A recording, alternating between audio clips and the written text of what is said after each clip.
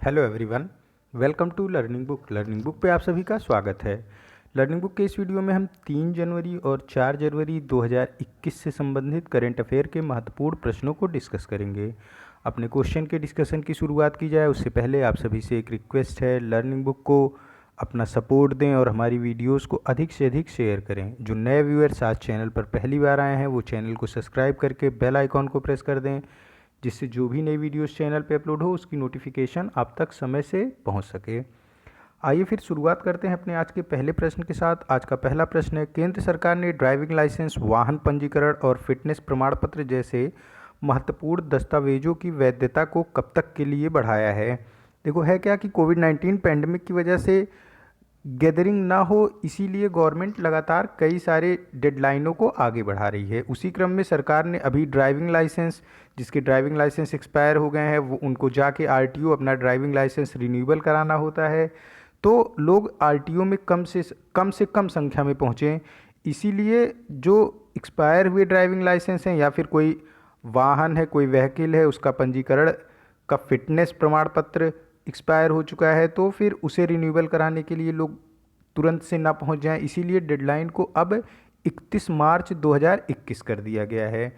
यानी कि अब कोई पुलिस वाला आपको, अगर आप एक्सपायर अपना ड्राइविंग लाइसेंस या फिर अपना गाड़ी का पंजीकरण, आरसी बोलते हैं, रजिस्ट्रेशन सर्टिफिकेट, व्हीकल का रजिस्ट्रेशन सर्टिफिकेट दिखाते हो जो कि एक्सपायर कर चुका है, तो अब पुलिस वाला आपको उसके ऊपर फ़ाइन नहीं लगा सकता है। गवर्नमेंट ने पहले इसकी लास्ट डेडलाइन रखी थी कि अब, मतलब पहले कहा था गवर्नमेंट ने कि 31 दिसंबर 2020 तक सभी जो रद्द दस्तावेज हैं उनकी वैधता को बढ़ा दिया था, 31 दिसंबर 2020। लेकिन फिर से 3 महीने का एक्सटेंशन इन सब में दिया गया है कोविड-19 पैंडमिक को देखते हुए।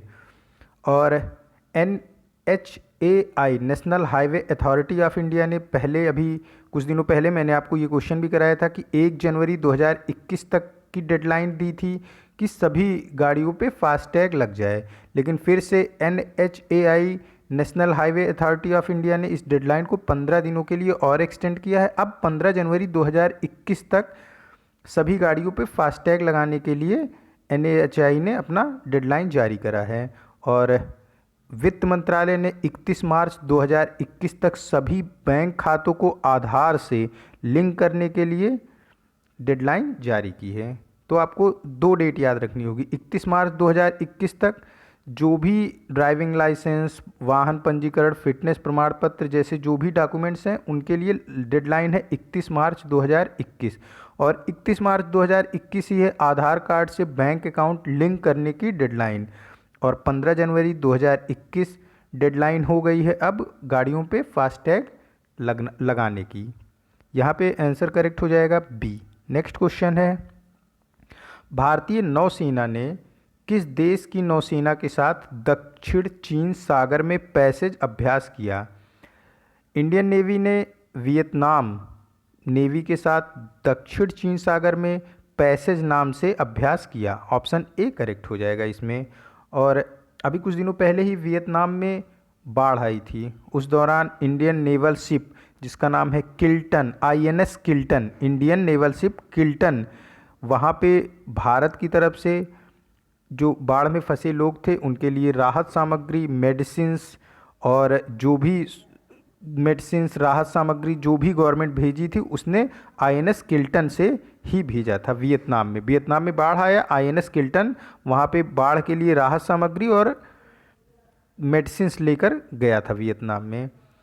कुछ और इस वर्ष देख लेते हैं कि कौन कौन से एक्सरसाइज हुए और कौन सी फोर्स ने किस देश के साथ किया है। इसको ज़्यादा तो हो नहीं पाया क्योंकि कोविड-19 पैंडमिक की वजह से काफ़ी रिस्ट्रिक्शंस थे। इंद्रधनुष ये एयरफोर्स की एक्सरसाइज है, इसे किया गया इंडियन एयरफोर्स और यूके की एयरफोर्स के द्वारा। यूके की एयरफोर्स का नाम है रॉयल एयरफोर्स, यानी इंडियन एयरफोर्स और रॉयल एयरफोर्स के बीच इंद्रधनुष अभ्यास करा गया। अजय वॉरियर ये आर्मी की एक्सरसाइज है, इसे भी इंडिया और यूके द्वारा ही किया गया। संप्रीति एक्सरसाइज इंडिया और बांग्लादेश के बीच हुई। और बिम्स्टेक डिजास्टर मैनेजमेंट एक्सरसाइज, ये इसमें इंडिया, बांग्लादेश, नेपाल, श्रीलंका और म्यांमार, इन 5 कंट्रियों ने जो कोई आपदा आती है तो उससे कैसे निपटना है उसके लिए एक्सरसाइज की। बिम्स्टेक, ये पांचों कंट्री बिम्स्टेक कंट्री हैं और बिम्स्टेक डिजास्टर मैनेजमेंट एक्सरसाइज करी। और सहयोग किंजिन, ये इंडिया और जापान के बीच की एक्सरसाइज का नाम है। नेक्स्ट क्वेश्चन है, भारत की पहली लिथियम रिफाइनरी कहाँ पर स्थापित की जाएगी? भारत की पहली लिथियम रिफाइनरी स्थापित की जाएगी गुजरात में। देखो लिथियम क्या है? लिथियम एक ओर है, ओर मतलब अयस्क, और लिथियम का इस्तेमाल किया जाता है बैटरी को बनाने में। अभी हम जान रहे हैं कि हमारा देश रिन्यूएबल एनर्जी के क्षेत्र में काफ़ी प्रगति कर रहा है। तो और रिन्यूएबल एनर्जी मीन्स कि हम सूर्य के प्रकाश से बिजली बना रहे हैं, तो उसके लिए हमें बैटरी की ज़रूरत पड़ती है और बैटरी में लिथियम लगता है। तो लिथियम रिफाइनरी स्थापित की जा रही है गुजरात में। ऑप्शन डी करेक्ट हो जाएगा। और जो ये स्थापित की जा रही है लिथियम रिफाइनरी, ये इसमें एक कंपनी है रिन्यूएबल एनर्जी कंपनी जिसका नाम है मणिकरण पावर लिमिटेड। ये 1000 करोड़ रुपए का निवेश कर रही है लिथियम रिफाइनरी, जो कि भारत की पहली लिथियम रिफाइनरी होगी।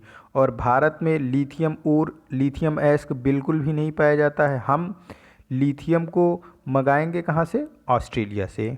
ऑप्शन डी यहाँ पे करेक्ट हो जाएगा। नेक्स्ट क्वेश्चन है, प्रधानमंत्री नरेंद्र मोदी ने जम्मू कश्मीर में किस स्वास्थ्य बीमा योजना का शुभारंभ किया है?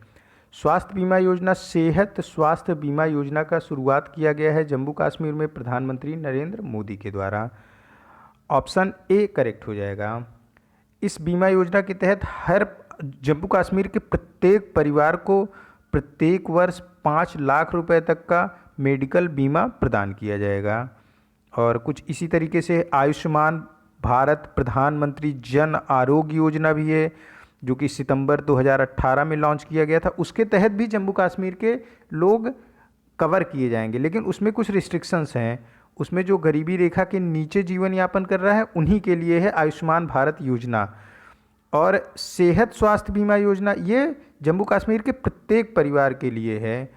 और आयुष्मान भारत प्रधानमंत्री जन आरोग्य योजना, ये जो बिलो पॉवर्टी लाइन अपना जीवन यापन कर रहे हैं उनके लिए है। इसमें भी 5 लाख पर ईयर पर फैमिली का ही हेल्थ इंश्योरेंस होता है। और सेहत स्वास्थ्य बीमा योजना जो जम्मू कश्मीर के लिए स्पेशल लॉन्च किया गया प्रधानमंत्री नरेंद्र मोदी के द्वारा, इसमें भी प्रत्येक परिवार को 5 लाख का ही बीमा दिया जाएगा पर साल। लेकिन दोनों में अंतर क्या है? आयुष्मान भारत प्रधानमंत्री जन आरोग्य योजना, इसमें जो बिलो पॉवर्टी लाइन है उनको मिलेगा, और सेहत स्वास्थ्य बीमा योजना ये जम्मू कश्मीर के प्रत्येक परिवार को दिया जाएगा। हालांकि जो आयुष्मान भारत प्रधानमंत्री जन आरोग्य योजना में कवर होंगे जो फैमिली जम्मू कश्मीर के, उन्हें सेहत स्वास्थ्य बीमा योजना नहीं प्रदान किया जाएगा। यानी दोनों में से कोई एक स्वास्थ्य बीमा ही लोगों को मिल सकेगा। ऑप्शन ए करेक्ट हो जाएगा। नेक्स्ट क्वेश्चन है, किस राज्य सरकार ने विश्व के सबसे बड़े हॉकी स्टेडियम बनाने की घोषणा की है? विश्व का सबसे बड़ा हॉकी स्टेडियम बनाया जाएगा उड़ीसा में। उड़ीसा में राउरकेला स्थान पर। 2023 में मेंस हॉकी वर्ल्ड कप की मेज़बानी उड़ीसा करेगा, और गवर्नमेंट ने डेडलाइन भी की है कि 2023 में राउरकेला में जो स्टेडियम बनाया जा रहा है, पूरा विश्व का सबसे बड़ा हॉकी स्टेडियम, वहाँ पे मैच भी हो उस 2023 के मेंस हॉकी वर्ल्ड कप का। इसी डेडलाइन के साथ गवर्नमेंट काम भी कर रही है और जल्दी जल्दी इसका काम इसी वजह से किया जाएगा। 2013 में मेंस हॉकी की मेज़बानी उड़ीसा करेगा। वर्ल्ड कप मेन हॉकी की मेज़बानी उड़ीसा करेगा, और इस स्टेडियम में उस हॉकी मैच को कराने के लिए सरकार प्रतिबद्ध है, ऐसा उड़ीसा गवर्नमेंट का कहना है। उड़ीसा के राउरकेला में इसका निर्माण किया जाएगा, विश्व का सबसे बड़ा हॉकी स्टेडियम। एक और विश्व का सबसे बड़ा क्रिकेट स्टेडियम भी हमारे भारत में ही है, और ये है अहमदाबाद में। इस स्टेडियम का नाम है मोटेरा स्टेडियम, या फिर इसे सरदार पटेल स्टेडियम के नाम से भी जानते हैं। और कुछ दिनों पहले ही अभी नमस्ते ट्रंप का आयोजन किया गया था, जिसमें अमेरिका के पूर्व राष्ट्रपति डोनाल्ड ट्रंप भारत आए थे, और उस कार्यक्रम का आयोजन भी किया गया था मोटेरा स्टेडियम में ही, जो कि अहमदाबाद में स्थित है। मोटेरा स्टेडियम यानी कि सरदार पटेल स्टेडियम पूरे विश्व का सबसे बड़ा क्रिकेट स्टेडियम है। तो 2 वर्ल्ड के लार्जेस्ट स्टेडियम हमारे वहाँ पे हैं, एक है और एक बन रहा है। देखो, हॉकी का ओडिशा राउरकेला में बन रहा है, जो कि पूरे विश्व का सबसे बड़ा हॉकी स्टेडियम होगा। और क्रिकेट का ऑलरेडी बन चुका है, ये है अहमदाबाद में, जिसका नाम है मोटेरा स्टेडियम या फिर Sardar Patel stadium. Next question है, सुशासन दिवस भारत में कब मनाया जाता है? सुशासन दिवस भारत में प्रत्येक वर्ष 25 दिसंबर को मनाया जाता है।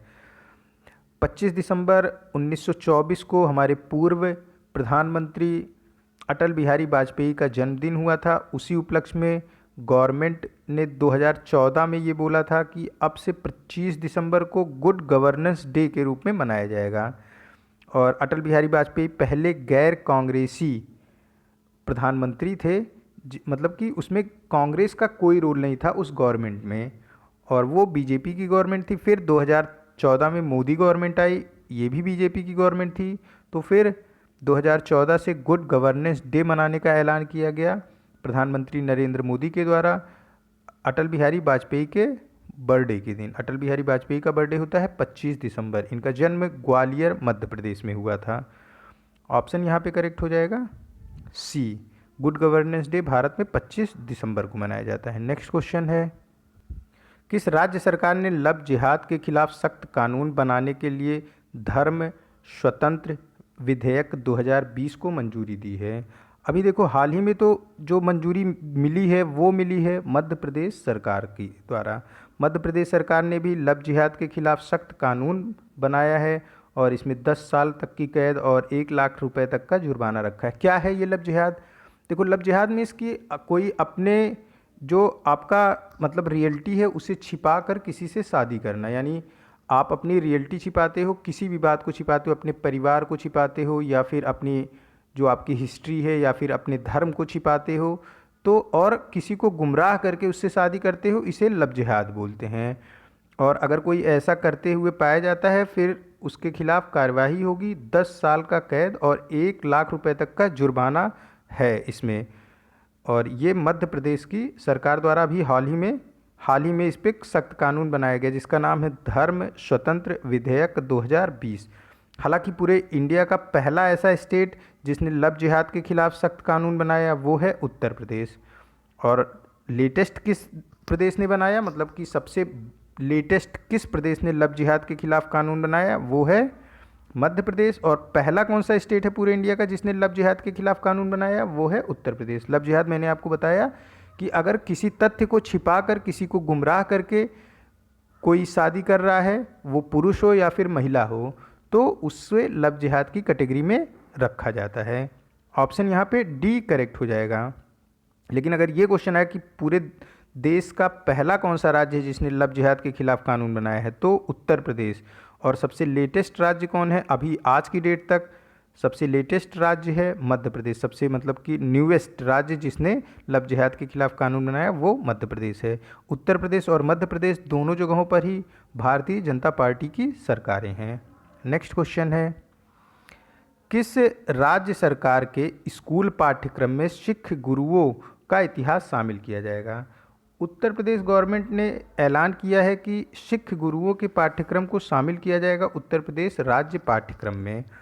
और प्रत्येक 27 दिसंबर को उत्तर प्रदेश के स्कूलों में साहिबजादा दिवस के रूप में मनाया जाएगा। और इस दिन साहिबजादा दिवस के रूप में मनाया जाएगा 27 दिसंबर को। और इस दिन सिख गुरुओं की शहादत पर वाद विवाद प्रतियोगिता लॉन्च की जाएगी, मतलब कि लोग सिख गुरुओं के बारे में जानें, उन्होंने क्या त्याग दिया है देश के लिए, क्या बलिदान किया है देश के लिए, इन सब से ही संबंधित वाद विवाद प्रतियोगिता होगी प्रत्येक 27 दिसंबर को साहिबजादा दिवस के रूप में जब मनाया जाएगा, उसी दिन ये वाद विवाद प्रतियोगिता होगी।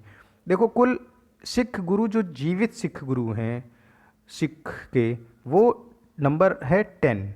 पहले सिख गुरु थे गुरु नानक जी और 10वें सिख गुरु थे गुरु गोविंद सिंह। और गुरु गोविंद सिंह ने 11वां सिख गुरु किसे बना दिया? गुरु साहिब ग्रंथ को। ये धार्मिक पुस्तक है सिखों की और यही फिर लास्ट गुरु है सिख लोगों का। गुरु साहिब ग्रंथ जो धार्मिक पुस्तक है सिख लोगों की, यही आखिरी गुरु हैं सिख के। तो 11वें गुरु जो हैं वो गुरु ग्रंथ साहिब हैं। लेकिन अगर ये पूछा जाए कि कौन जीवित गुरु कितने हुए, तो 10 हुए। आखिरी गुरु थे गुरु गोविंद सिंह। नेक्स्ट क्वेश्चन है, भारत की 42वीं रामसर साइट बनने के लिए पर्यावरण, वन और जलवायु मंत्रालय द्वारा किसको मान्यता दी गई है? देखो, रामसर साइट के बारे में मैंने आपको बताया है, पूरा विस्तार से बताया है कि रामसर एक जगह का नाम है ईरान में, और वहाँ पे एक कन्वेंशन हुआ 1971 में, वेटलैंड कन्वेंशन। वेटलैंड मीन्स आर्द्र भूमि कन्वेंशन। आर्द्र भूमि कन्वेंशन, देखो, जो आर्द्र भूमि मतलब नम भूमि कन्वेंशन, जहाँ पे पानी इकट्ठा होते हैं, आप इसी को बोल सकते हो दलदली भूमि। तो इस कन्वेंशन में इनके संरक्षण की बात कही गई, दलदली भूमि के संरक्षण की बात कही गई। ऐसा क्यों? देखो, एक तो बायोडाइवर्सिटी इससे होगी, दलदली भूमि के जो जीव जंतु हैं वो वहीं पे पाए जाएंगे, और अगर दलदली भूमि धीरे धीरे ख़त्म हो जाएंगी तो फिर बायोडाइवर्सिटी भी कम हो जाएगा। और एक हेल्दी इकोसिस्टम के लिए बायोडाइवर्सिटी बहुत ही ज़रूरी है। मैं हर बार आपको बताता हूँ, मतलब जैव विभिन्नता, जितने ही अधिक प्रकार के जीव जंतु पृथ्वी पर पाए जाएंगे, पृथ्वी उतनी ही ज़्यादा स्टेबल होगी। तो जो वेटलैंड है, आर्द्र भूमि है, वो इंडस्ट्रियलाइजेशन, पॉपुलेशन बढ़ने की वजह से पृथ्वी को धीरे धीरे उस खत्म हो रहे थे। तो एक वेटलैंड कन्वेंशन हुआ जिसका नाम है, जो रामसर स्थान पर हुआ। रामसर कहाँ पे है? ईरान में, 1971 में। इसमें वेटलैंड, आर्द्र भूमि के संरक्षण की बात कही गई। उसमें क्या है कि संरक्षण की बात क्यों कही गई? मैंने बताया, पहला कारण था कि एक तो बायोडाइवर्सिटी मेंटेन करनी थी, दूसरे कारण कि ये वेटलैंड, अगर प्राकृतिक आपदा बाढ़ आती है तो वेटलैंड पानी को अपने अंदर सोख लेता है और बाढ़ से भी काफ़ी हद तक ये बचाव करता है। तीसरा, ग्राउंड वाटर लेवल को ये रिचार्ज करने का काम करता है। देखो, कहीं कहीं पे तो आप सुनते होगे कि पानी का स्तर काफ़ी नीचे चला गया है, अगर कोई आसपास में वेटलैंड होती तो वो ग्राउंड लेवल को रिचार्ज कर देती और फिर से पानी का स्तर ऊपर आ जाता है। तो इन्हीं सब कारणों से वेटलैंड संरक्षण की बात कही गई रामसर कन्वेंशन में 1971 में। अब क्या होता है कि रामसर कन्वेंशन के तहत अगर किसी जो आर्द्र भूमि है, वेटलैंड है, उसको अगर टैग मिल गया रामसर का, तो ये पूरे वर्ल्ड लेवल पर फेमस हो जाता है कि ये रामसर साइट है और वेटलैंड है। तो टूरिस्ट अट्रैक्ट होते हैं रामसर साइट को देखने के लिए, जिससे उस एरिया का क्या है, फिर टूरिज्म अपने आप बढ़ जाता है, फिर इकोनॉमी ग्रो करती है उस एरिया में, और फिर उसी इकोनॉमी से रामसर साइट का संरक्षण करने के लिए उपाय किए जाते हैं। भारत में कुल 42 रामसर साइट हैं। जो सबसे लेटेस्ट रामसर साइट भारत का बनाया गया है वो है तत्सोकर वेटलैंड। तत्सोकर वेटलैंड ये भारत की यूनियन टेरिटरी लद्दाख में है। तत्सोकर वेटलैंड, ऑप्शन बी करेक्ट हो जाएगा। नेक्स्ट क्वेश्चन है, एंड ऑफ ट्रेन टेलीमेट्री प्रणाली के उपयोग को शुरू करने वाला भारत का पहला रेलवे जोन कौन बना? एंड ऑफ ट्रेन टेलीमेट्री प्रणाली के उपयोग को शुरू करने वाला भारत का पहला रेलवे जोन बना है, जो वो रेलवे जोन है east coast railway zone, option D correct हो जाएगा। और ईस्ट कोस्ट रेलवे जोन का जो हेड क्वार्टर है वो उड़ीसा के भुवनेश्वर में है। क्या है ये एंड ऑफ ट्रेन टेलीमेट्री? देखो, आप देखते होंगे कि एक तो इंजन का, मतलब कि ट्रेन का इंजन होता है जो सबसे आगे होता है, फिर ट्रेन के बिल्कुल पीछे एक गार्ड का डिब्बा होता है जिसमें गार्ड महोदय बैठे होते हैं और ये हरी झंडी दिखाने का काम करते हैं, और ये लगातार टच में बने होते हैं किसके? जो ड्राइवर होता है। तो एंड ऑफ ट्रेन टेलीमेट्री एक सिस्टम है जिसके तहत जो गार्ड महोदय होंगे उनका काम समाप्त कर दिया जाएगा, उनका काम समाप्त हो जाएगा, और ये टेक्निकल रूप से ट्रेन का लास्ट जो डिब्बा होगा वो टेक्निकल रूप से जुड़ा होगा किससे? ट्रेन के ड्राइवर वाले डिब्बे से। यानी कि ड्राइवर का डिब्बा और जो लास्ट डिब्बा है वो दोनों आपस में जीपीएस के थ्रू कनेक्ट हो जाएंगे, और ये पूरी तरीके से टेक्निकली कनेक्ट किया जाएगा। इसी को एंड ऑफ ट्रेन टेलीमेट्री बोलते हैं। टेलीमेट्री में इसकी दूरी से संबंधित ही होता है। टेलीग्राफ, टेलीफोन, देखो दूर जो लोग होते हैं उन्हीं के लिए इस्तेमाल होता है। टेलीफोन जो दूर है उससे बात करने के लिए, टेलीग्राफ हम भेजते हैं किसी को, तो उसी से संबंधित है टेलीमेट्री।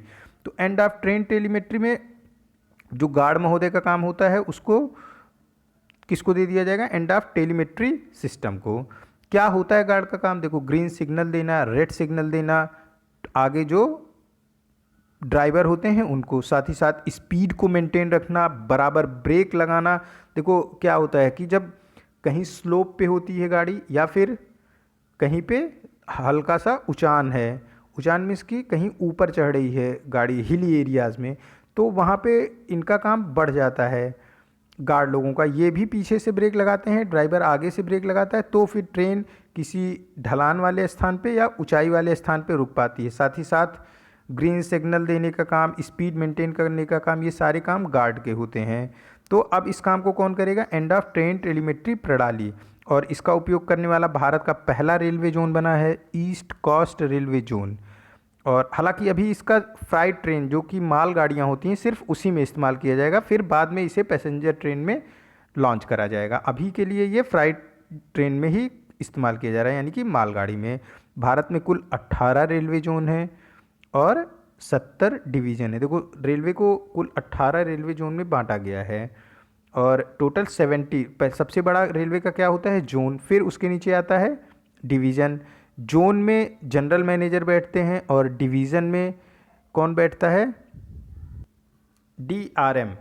डीआरएम रिपोर्टिंग करता है जोनल मैनेजर को। और भारत में कुल 18 जोन और 70 डिवीज़न है। बात करते हैं कि भारत का सबसे न्यूएस्ट रेलवे जोन कौन सा है, मतलब कि सबसे लास्ट में बनाया गया रेलवे जोन कौन सा है? ये है south coast railway zone. Bharat का सबसे छोटा रेलवे जोन कौन है? North east railway zone Bharat का सबसे छोटा रेलवे जोन है।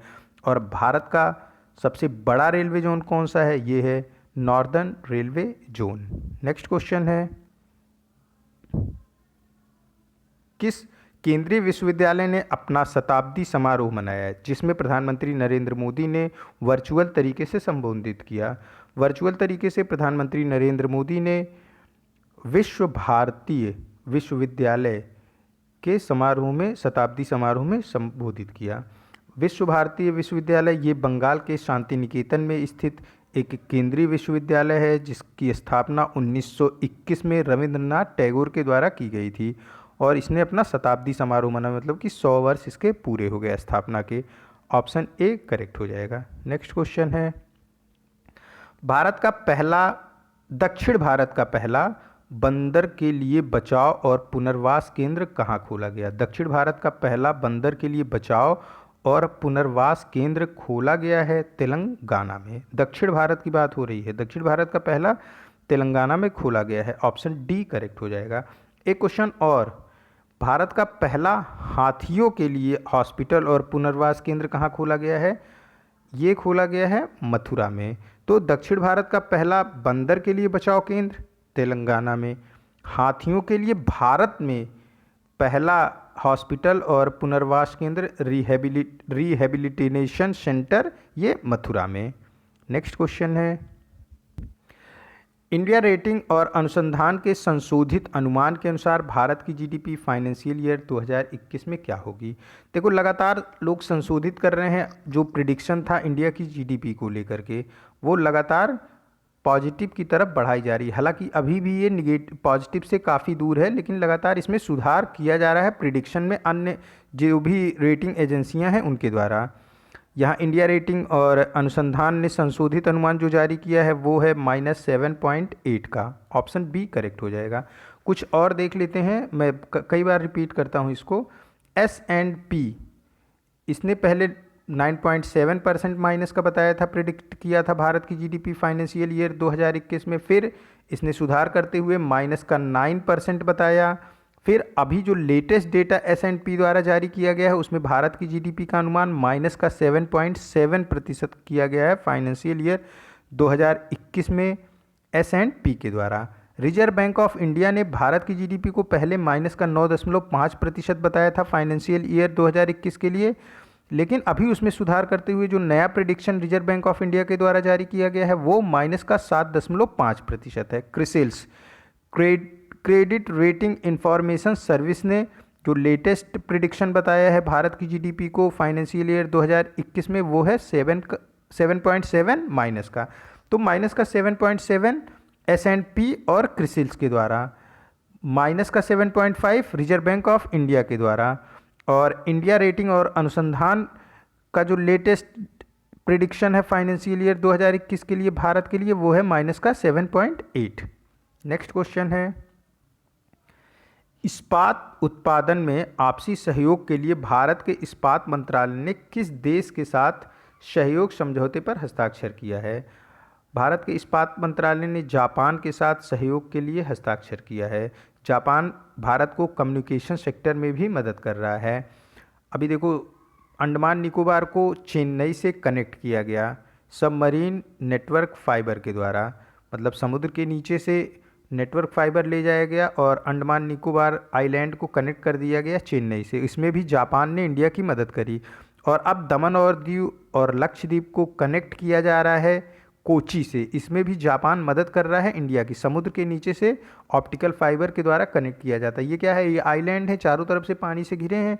तो भारत की जो स्थल भूमि है वहाँ से इनको कनेक्ट किया जा रहा है सबमरीन ऑप्टिकल केबल फाइबर के द्वारा, जिसमें जापान भारत की मदद कर रहा है। और जापान अब इस्पात उत्पादन में भी सहयोग करेगा हमारे भारत की। ऑप्शन डी यहाँ पे करेक्ट हो जाएगा। फिनलैंड भारत का 2 क्षेत्रों में समझौता किया है भारत ने फिनलैंड के साथ, बायोडाइवर्सिटी और इन्वायरमेंट के लिए। और कंबोडिया के साथ हेल्थ सेक्टर के लिए समझौता किया है भारत ने। नेक्स्ट क्वेश्चन है, रोमानिया के नए प्रधानमंत्री कौन बने हैं? रोमानिया के नए प्रधानमंत्री बने हैं Florin Citu. Option C correct हो जाएगा। फ्लोरिन सीटू ये नेशनल लिबरल पार्टी से हैं और नेशनल लिबरल पार्टी को 260 सांसदों का सपोर्ट मिला है आउट ऑफ 465। तो फ्लोरिन सीटू नए प्रधानमंत्री रोमानिया के। नेक्स्ट क्वेश्चन है, भारत के सीमा सुरक्षा बल बीएसएफ और बॉर्डर गार्ड बांग्लादेश के बीच 5 दिवसीय महानिदेशक डायरेक्टर जनरल स्तर की सीमा समन्वय बैठक पिछले 4 दशकों में पहली बार कहाँ आयोजित की गई? देखो, ये क्वेश्चन था पिछले 4 दशकों में पहली बार दिल्ली के बाहर कहाँ पे आयोजित की गई। ये हमेशा दिल्ली में आयोजित की जाती थी, लेकिन इस बार ये दिल्ली में आयोजित नहीं करी गई। ये आयोजित करी गई गुवाहाटी, असम में। हर बार ये दिल्ली में आयोजित की जाती थी और पिछले 40 सालों से ये दिल्ली में आयोजित की जा रही थी, लेकिन इस बार दिल्ली में आयोजित नहीं की गई, जिसका कारण है कोविड-19 पैंडमिक। कोविड-19 पैंडमिक की वजह से इस बार ये गुवाहाटी, असम में इसका आयोजन किया गया। भारत के बीएसएफ के डायरेक्टर जनरल हैं राकेश अस्थाना और असम की राजधानी दिसपुर है। नेक्स्ट क्वेश्चन है, कोविड-19 महामारी के कारण 2021 फीफा अंडर-20 विश्व कप और 2021 फीफा अंडर-17 विश्व कप क्रमशः इंडोनेशिया और पेरू में आयोजित करने की योजना बनाई गई। और कब इसका पुनर्निर्धारण किया गया? देखो, 2021 में होना था फीफा अंडर-20 और फीफा अंडर-17 वर्ल्ड कप। ये फुटबॉल के वर्ल्ड कप होते हैं दोनों, ये सभी जानते हैं। लेकिन कोविड-19 पैंडमिक की वजह से इसे पोस्टपोन करके अब 2021 की बजाय ये 2023 में आयोजित किया जाएगा और स्थल में कोई परिवर्तन नहीं किया गया है। फीफा अंडर-20 ये इंडोनेशिया में आयोजित किया जाएगा 2023 में और फीफा अंडर-17 ये पेरू में आयोजित किया जाएगा 2023 में। बात करते हैं फीफा वर्ल्ड कप की। देखो, ये अंडर-17 यानी जिनकी उम्र 17 साल से कम की होती है या फिर 17 साल होती है वो खेलते हैं। अंडर-20 यानी कि जिनकी उम्र 20 साल से कम की होती है वो खेलते हैं। लेकिन फीफा वर्ल्ड कप ये सबसे बड़ा वर्ल्ड कप होता है। ये प्रत्येक 4 सालों में एक बार खेला जाता है। इसका जो लेटेस्ट फीफा वर्ल्ड कप हुआ था वो 2018 में हुआ था और कहाँ पे आयोजित किया गया था? वो रशिया में आयोजित किया गया था, जिसे फ्रांस ने जीता था। फ्रांस ने दूसरी बार फीफा वर्ल्ड कप जीता है 2018 में, जबकि सबसे ज़्यादा बार फीफा वर्ल्ड कप किस टीम ने जीता है? ब्राज़ील ने सबसे ज़्यादा बार फीफा वर्ल्ड कप जीता है। 2018 में हुआ था, तो फिर नेक्स्ट 2022 में होना है। 2022 में फीफा वर्ल्ड कप होगा कतर में। फीफा विमेंस वर्ल्ड कप ये यूएसए ने जीता और इसका आयोजन किया गया था फ्रांस में। और सबसे ज़्यादा बार जीतने वाली टीम भी विमेन वर्ल्ड कप फीफा की यूएसए ही है। और नेक्स्ट जो होगा चौथे साल यानी 2023 में होगा, ये इसका होस्ट कंट्री 2 है। ऑस्ट्रेलिया और न्यूजीलैंड होस्ट करेंगे फीफा विमेंस वर्ल्ड कप 2023 को। नेक्स्ट क्वेश्चन है, माधव भंडारी द्वारा लिखित पुस्तक का क्या नाम है जिसे महाराष्ट्र के पूर्व सीएम देवेंद्र फडणवीस द्वारा लॉन्च किया गया? माधव भंडारी द्वारा लिखित पुस्तक का नाम है अयोध्या। ये जो भगवान राम का टेम्पल अयोध्या में बन रहा है उससे संबंधित है। अयोध्या ये सरयू नदी के तट पर स्थित है। ऑप्शन ए यहाँ पे करेक्ट हो जाएगा। माधव भंडारी कौन है? माधव भंडारी ये वाइस प्रेसिडेंट हैं बीजेपी महाराष्ट्र के, यानी कि उपाध्यक्ष हैं भाजपा महाराष्ट्र के, और उन्होंने ही ये पुस्तक लिखी है अयोध्या, जिसको लॉन्च किया पूर्व सीएम देवेंद्र फडणवीस ने, और ये इस समय अपोजिशन के लीडर भी हैं वहाँ महाराष्ट्र गवर्नमेंट में। ऑप्शन यहाँ पे करेक्ट हो जाएगा ए। नेक्स्ट क्वेश्चन है, किस भारतीय बास्केटबॉल खिलाड़ी को हाल ही में राष्ट्रीय डोपिंग एजेंसी नाडा के अनुशासनात्मक पैनल द्वारा डोप टेस्ट में असफल होने पर 2 साल के लिए प्रतिबंधित कर दिया? सतनाम सिंह भमारा को नाडा के डोपिंग पैनल द्वारा 2 साल के लिए प्रतिबंधित कर दिया गया है, क्योंकि वो डोप टेस्ट में असफल हो गए और इन्हें प्रतिबंधित दवाओं का सेवन करते हुए डोपिंग टेस्ट में पाया गया, और वो पॉजिटिव हुए कि वो प्रतिबंधित दवाओं का सेवन कर रहे हैं। प्रतिबंधित दवाओं का सेवन मीन्स कि वो ऐसी दवाएं ले रहे हैं जिससे उनकी शक्ति में दवाओं के माध्यम से इजाफा हो रहा है, इसीलिए सतनाम सिंह भमारा को प्रतिबंधित किया गया 2 साल के लिए। सतनाम सिंह भमारा ये भारत के पहले ऐसे बास्केटबॉल प्लेयर थे जिन्होंने नेशनल बास्केटबॉल एसोसिएशन ये नॉर्थ अमेरिका का प्रोफेशनल लीग है बास्केटबॉल का, उसमें ये पहले भारतीय थे जिन्होंने अपना नाम बनाया था और नेशनल बास्केटबॉल एसोसिएशन में खेला था, पहले भारतीय थे ये Satnam Singh Bhamara. Option A correct हो जाएगा। ये आज का लास्ट क्वेश्चन था। मिलते हैं नए करंट अफेयर के साथ नेक्स्ट वीडियो में। Keep study on learning book. Thank you for watching this.